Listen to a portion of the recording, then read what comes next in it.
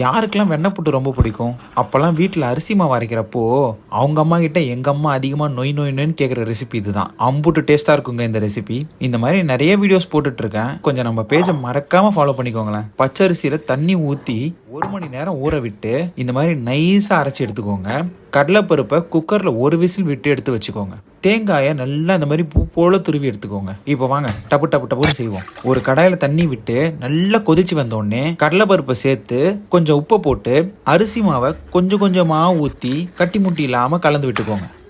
இப்போ 1 கப் வெல்லம், கொஞ்சம் நெய், ஏலக்காய் பொடி, தேங்காய் துருவல் இது எல்லாத்தையும் சேர்த்து நல்லா கலந்து விட்டுக்கிட்டே இருந்தீங்கன்னா இந்த மாதிரி திக்காக ஆகும். இப்போ அடுப்பை ஆஃப் பண்ணி கொஞ்சமாக இல்லாமல் உங்கள் மனசு மாதிரி நிறைய எடுத்து போட்டு கொஞ்சம் ஆற வச்சு சாப்பிட்டீங்கன்னா அட்டடா எங்கேயா இருந்துச்சு இப்படிப்பட்ட டிஷ்லான்னு கேட்பீங்க. செம்ம ஈஸியான ரெசிபி. சரி, ஓகே, நெக்ஸ்ட் வீடியோ பார்ப்போம். பை.